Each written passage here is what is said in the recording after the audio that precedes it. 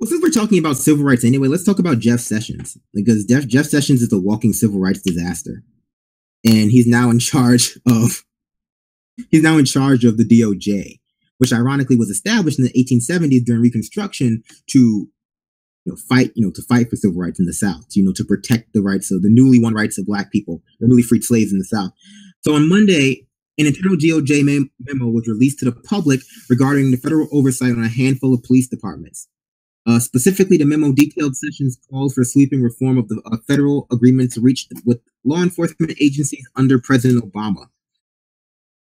President Obama's enduring legacy, or what would be his enduring legacy, was a few dozen consent decrees that were the result of long investigations into various troubled police departments.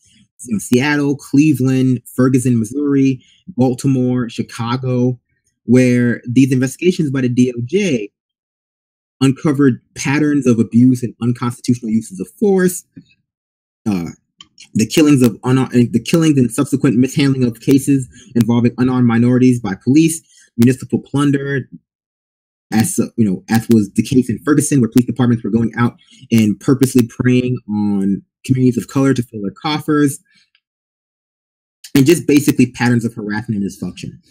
So Sessions has come out and specifically in Baltimore is attempting a stay on the consent decrees, citing both a desire to not impede the work of police officers and police departments based on a few bad actors. So basically, Sessions has adopted the language of Blue Lives Matter. He has adopted the language of the fraternal brotherhood of police as it comes to these civil rights abuses. And he claims that federal oversight and consent decrees are abuses of federal authority.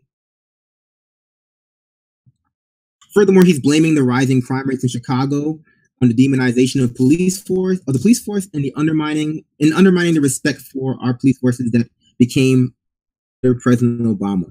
So we have the Blue Lives Matter's greatest hits. Jeff Sessions' memo.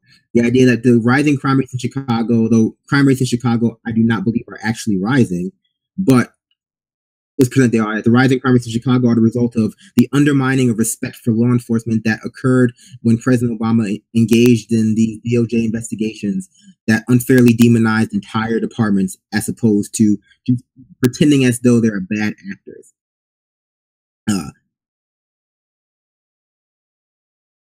it's interesting, right?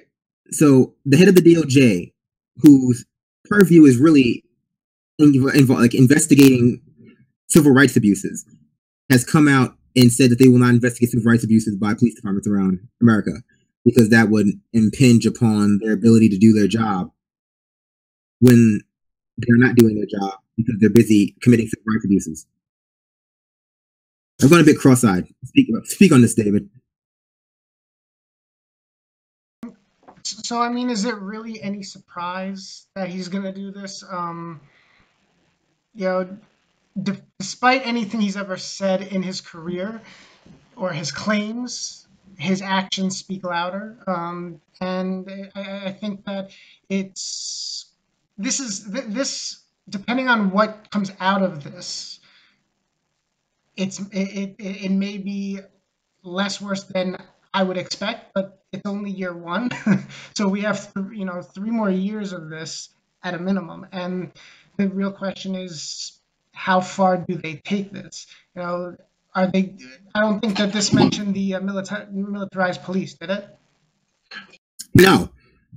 So we have that. The Obama administration kind of took a step back, or claimed to have, and tried to weaken that program where the equipment and everything and the weaponization of police they were selling or giving out for free, even some of the overstock. And we haven't seen the Trump administration go in that direction yet, but I mean, is it really a question of if or when?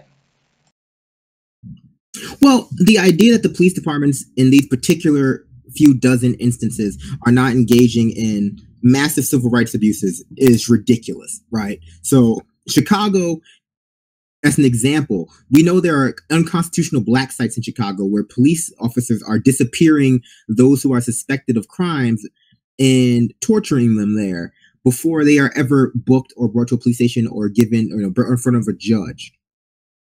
Like, we know that's happening. There have been multiple reports on this.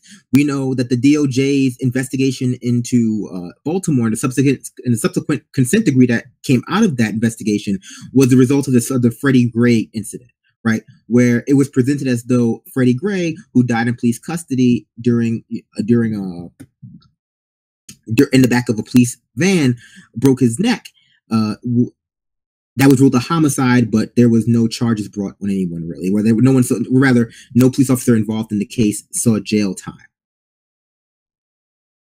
So the idea that police departments all over America are not rights abuses, unconstitutional uses of force, is ridiculous.